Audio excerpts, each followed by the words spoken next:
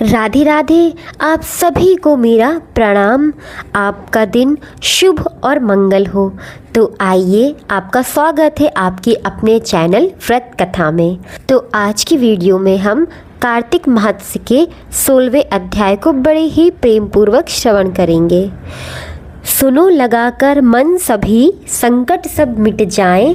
कार्तिक माह को कलम पढ़ो 16वां अध्याय। राजा पृथु ने कहा, हे नारद जी, ये तो आपने भगवान शिव की बड़ी विचित्र ही कथा सुनाई है। आप कृपया करके आप मुझे बताइए कि उस समय राहु उस पुरुष से छूटकर कहाँ गया। नारद जी बोले, उससे छूटने पर वह दूत बर्बर नाम से विख्यात हो गया और अपना नया जन्म पाकर वह धीरे धीरे जलंधर के पास गया। वहाँ जाकर उसने शंकर की सभी चेष्टा कही। ये सुनकर दैत्यराज ने सब दैत्यों को सेना द्वारा आज्ञा दी। कालनेमी और शुंभ निशुंभ आदि सभी महाबली दैत्यों को तैयार होने के लिए कहा। एक से एक महाबली दैत्य करोड़ों करोड़ों की संख्या में निकले युद्ध के लिए जुट पड़े। महाप्रतापी सिंधु पुत्र शिवजी से युद्ध करने के लिए निकल पड़ा। आकाश में मेघ छा गए और बहुत अपशकुन होने लगे। शुक्राचार्य और कटे सर वाला राहु सामने आ गए। उसी समय जलंधर का मुकुट खिसक कर गया, परंतु वह नहीं रुका। उधर इंद्रदिक सब देवता ने कैलाश पर शिवजी के पास पहुंचकर सब वृतांत सुनाया और यह भी कहा कि आपने जलंधर से युद्ध करने के लिए भगवान विष्णु को भेजा था। वह उसके वशीवत हो गए और विष्णु जी ने लक्ष्मी सहित जलंधर के अधीन हो उनके घर में निवास करते हैं। अब देवताओं का भी वही रहना पड़ता है। अब वह बलि सागर पुत्र आपसे युद्ध करने आ रहा है, अतएव आप उसे मारकर हम सभी की रक्षा कीजिए। यह सुनकर शंकर जी विष्णु जी को बुलाकर पूछा, हे ऋषिकेश, युद्ध में आपने जलंधर का संहार क्यों नहीं किया और वैकुंठ छोड़ आप उसके घर में कैसे चली गए। यह सुनकर विष्णु जी ने हाथ जोड़कर बड़ी नम्रता पूर्वक शंकर भगवान से कहा, उसे आपका आशी और लक्ष्मी जी का भ्राता होने के कारण मैंने नहीं मारा। यह बड़ा वीर और देवताओं से अजय है। इसी पर मुग्ध होकर मैं उसके घर में निवास करने लगा हूँ। विष्णु जी के इन वचनों को सुनकर शंकर जी हंस पड़े। उन्होंने कहा कि विष्णु, आप यह क्या कहते हैं? मैं उस दैत्य जलंधर की अवश्य मारूंगा। अब आप सभी देवता जलंधर को मेरे द्वारा ही मारा गया जान अपने स्थान को जाइए। जब शंकर जी ने ऐसा कहा तो सब देवता संदेह रहित होकर अपने स्थान पर चले गए। इसी समय पराक्रमी जलंधर अपनी विशाल सेना के साथ पर्वत के समीप आ कैलाश को घोर सिंहनाद करने लगा। दैत्यों ने नाद और कोलाहल सुनकर शिव जी के नंदी आदि गणों को उससे युद्ध करने की आज्ञा प्रदान की। कैलाश के समीप भीषण युद्ध होने लगा। दैत्य अनेक प्रकार के अस्त्र शस्त्र बरसाने लगे। भेरी, मृदा, शंख और वीरों तथा हाथी, घोड़ों और रथों के शब्दों से शब्दित हो पृथ्वी कांपने लगी। युद्ध में कटकर मरे हुए हाथी, घोड़े और पैदल का पहाड़ लग गया। रक्त मांस का कीचड़ उत्पन्न हो गया। दैत्यों के आचार्य शुक्राचार्य जी अपनी मृत संजीवनी विद्या से सब दैत्यों को जिलाने लगे। यह देखकर शिवजी के गण व्याकुल हो गए और उनके पास जाकर सारा वृत्तांत सुनाया। उसे सुनकर भगवान रुद्र के क्रोध की कोई सीमा न रही। फिर तो उस समय उनके मुख से एक बड़ी भयंकर कृत्या उत्पन्न हुई, जिसकी दोनों जंघाएं तल वृक्ष के समान थीं।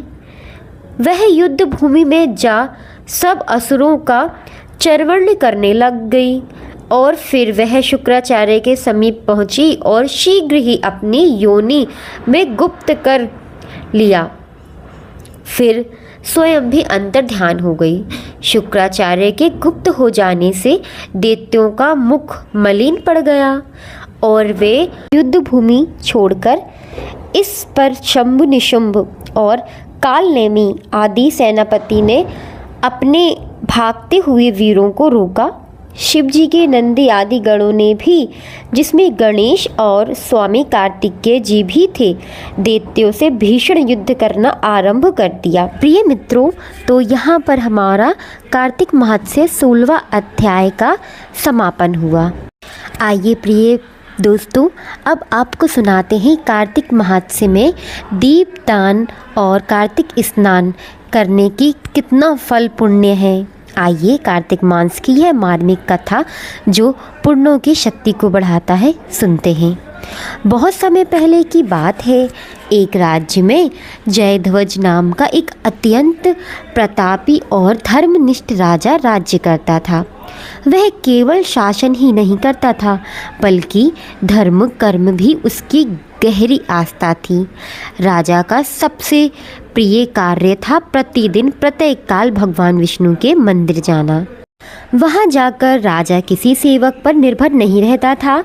वह स्वयं अपने हाथों से मंदिर के प्रांगण को साफ करता, झाड़ू लगाता और पूजा अर्चना के बाद संध्या के समय घी का दीपक प्रज्वलित करता। राजा का मानना था कि भगवान की सेवा करने में कोई छोटा या बड़ा कार्य नहीं होता। वह इन कार्यों को अपनी साधना का एक हिस्सा मानता था। लेकिन उस राजा के राज्य में तित्र नाम का एक राजपुरोहित भी रहता था, जो बहुत ज्ञानी था, पर उसके मन में अपने ज्ञान का थोड़ा अभिमान था। एक दिन तित्र पुरोहित ने राजा जयध्वज को मंदिर में झाड़ू लगाते और दीपदान करते हुए देख लिया। उसे यह देखकर बड़ा आश्चर्य हुआ और मन ही मन विचार किया, अरे इतना प्रतापी राजा जिसके पास हजारों सेवक हैं, वह स्वयं एक छोटा और तुच्छ कार्य क्यों कर रहा है। राजा का कार्य राजकाज का देखना है, ना कि मंदिरों में झाड़ू लगाना। पुरोहित ने राजा के पास जाकर अत्यंत विनम्रता से कहा, महाराज, आप तो साक्षात धर्म के प्रतीक हैं। आपकी सेवा में तो अनेक सेवक तत्पर रहते हैं। यह सामान्य सा कार्य आप स्वयं क्यों करते हैं? यह कार्य किसी भी सेवक को सौंप दीजिए। राजा जयध्वज ने मुस्कुराते हुए कहा, पुरोहित जी, आप ज्ञानी हैं, पर शायद आप सेवा के आनंद और महत्व से अभिज्ञ हैं। भगवान के मंदिर में झाड़ू लगाना मेरे लिए केवल एक कार्य नहीं, यह मेरी आत्मा का पोषण है।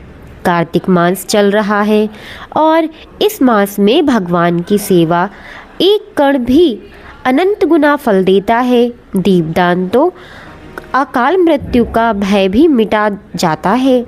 यह सेवा मेरे राजपाट को भी बढ़ाता है। पुरोहित तित्र को राजा की बात समझ नहीं आई, पर उसके तर्क करना उचित नहीं समझा और वह वहाँ से चला गया। अब कथा कुछ वर्ष पीछे जाती है।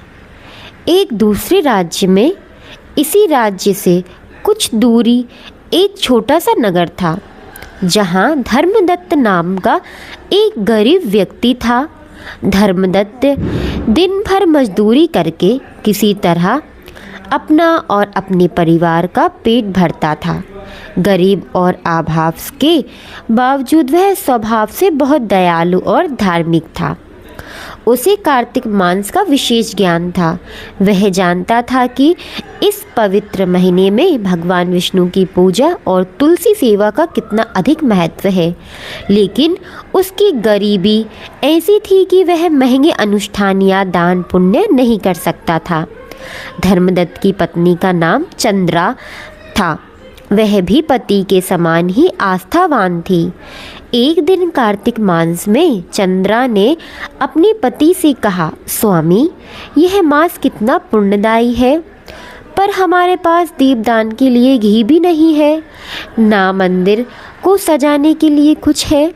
धर्मदत्त ने अपनी पति को सताप्तना दी और प्रिय धन की कमी से धर्म नहीं रुकता। भगवान केवल भाव देखते हैं। हमारे पास जो है हम उसी से उनकी सेवा करेंगे। उस दिन धर्मदत्त और चंद्रा ने संकल्प लिया। उन्होंने मंदिर में कोई बड़ा दान करने की बजाय 3 छोटी सेवाएं करने का निश्चय किया। पहला, मंदिर सेवा। धर्मदत्त रोज रात के अंधेरे में जब सब लोग सो जाते थे, शहर के मुख्य विष्णु मंदिर जाता।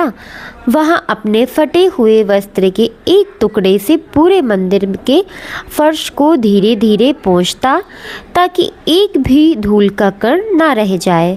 वह झाड़ू लगाने में समर्थ नहीं रखता था, इसलिए हाथों से ही सफाई करता। दूसरी, तुलसी सेवा। चंद्रा ने घर के आंगन में लगी अपनी एकमात्र तुलसी माता की सेवा को अपनी साधना बना लिया। वह रोज सुबह ब्रह्म मुहूर्त में उठती, स्नान करती और तुलसी जी को जल अर्पित कर उनकी परिक्रमा करती। उनके पास सिंदूर और रोली भी करती। वह अत्यंत प्रेम से तुलसी जी के पौधे को देखती, मन ही मन भगवान विष्णु का ध्यान करती। तीसरा था दीपदान। दीपदान के लिए घी नहीं था, तो धर्मदत्त ने एक साहूकार से थोड़ा सा तेल उधार लिया। वह उस तेल की एक छोटी सी बूंद और एक रुई की बाती से रोज रात को मंदिर के मुख्य द्वार पर एक छोटा सा दीपक जलाती थी। उसका यह दीपक बहुत देर तक जलता था, पर वह उसे पूरी श्रद्धा से प्रज्वलित करती थी।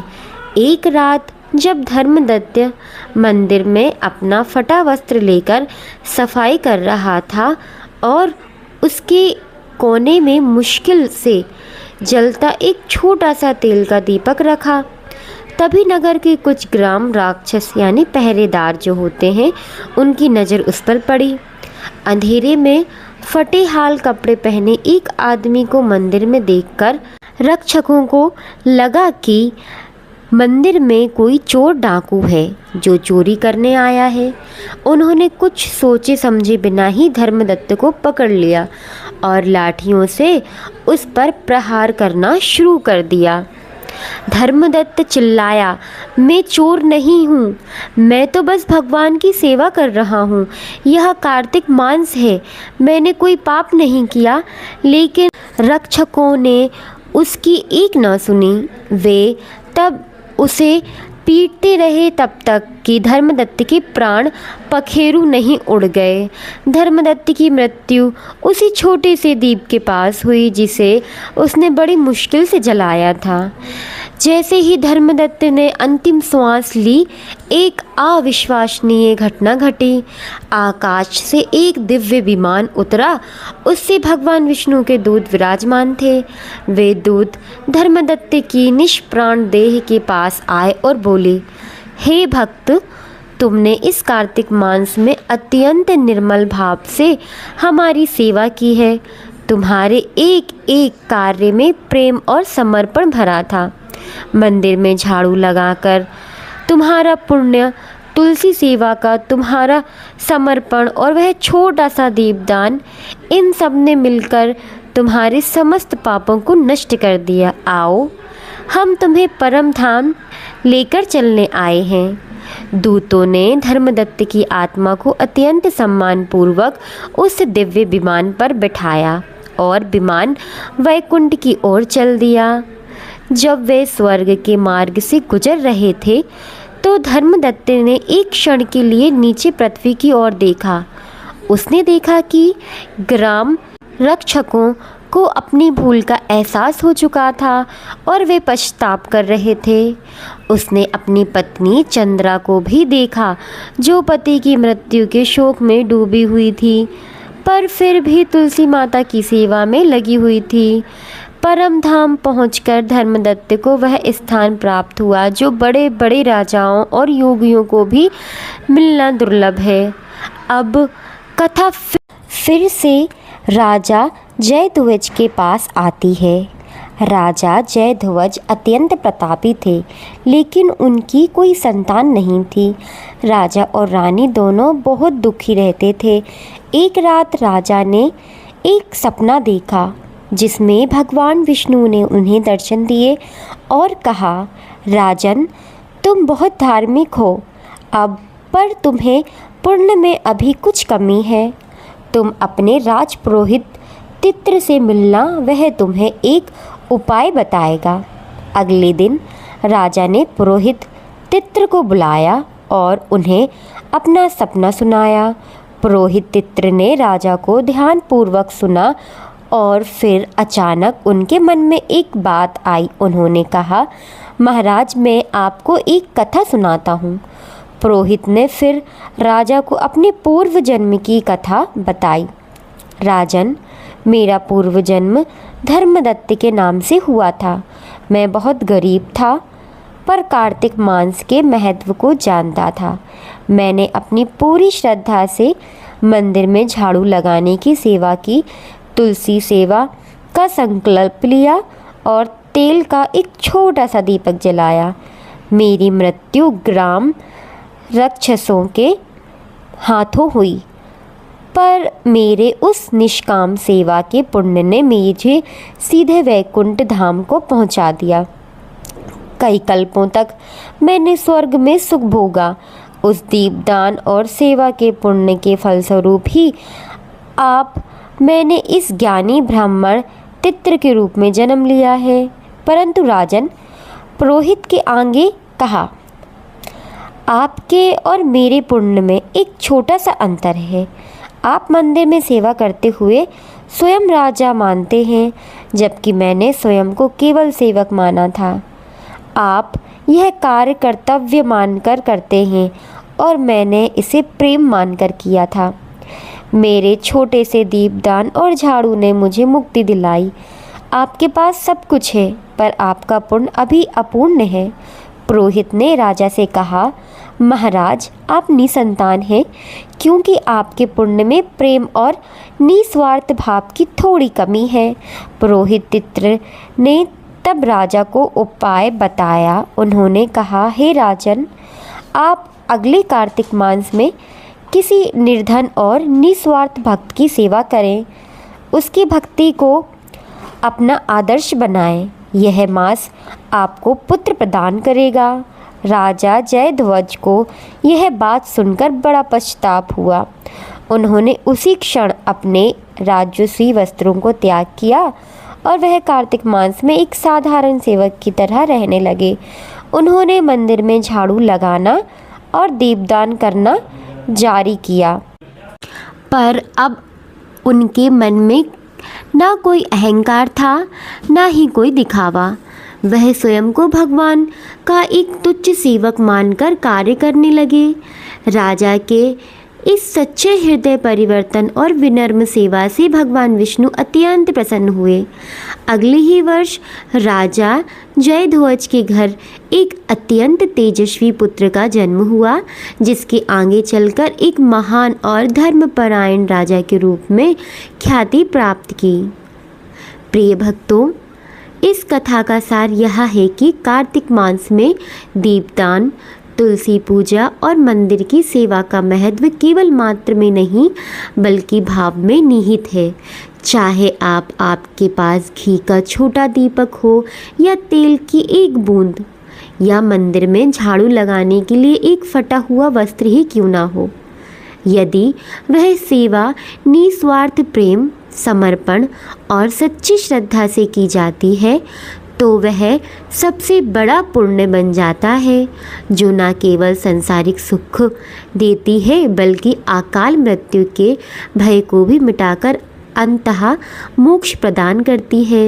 तो प्रिय दोस्तों, प्रेम से बोलिए भगवान श्री हरि विष्णु की जय, तुलसी माता की जय।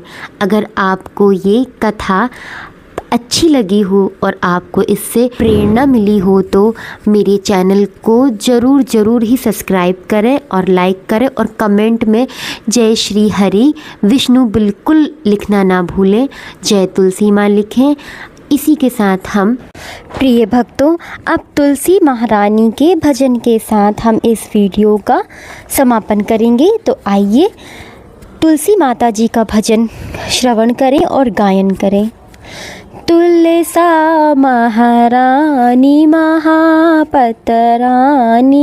नमो नमो तुलसी महारानी महापतरानी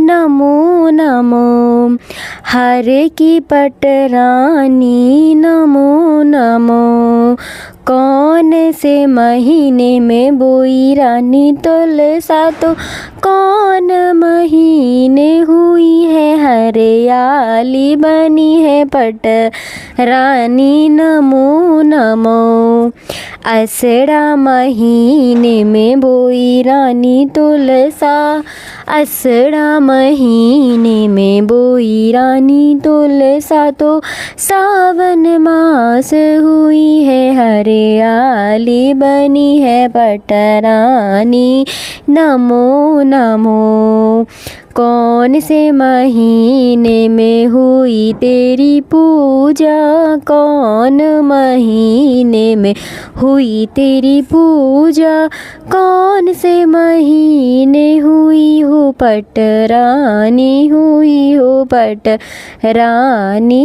नमो नमो कार्तिक के महीने में हुई मेरी पूजा कार्तिक महीने में हुई मेरी पूजा तो माघ सिर माह से हुई हूँ पटरानी हुई हूँ पटरानी नमो नमो धूप दीप नैवेद्य आरती धूप दीप नैवेद्य आरती पुष्पनी की बरसा बरसानी बरसा बरसानी नमो नमो छप्पन भोग 36 व्यंजन छप्पन भोग 36 व्यंजन बेने तुलसा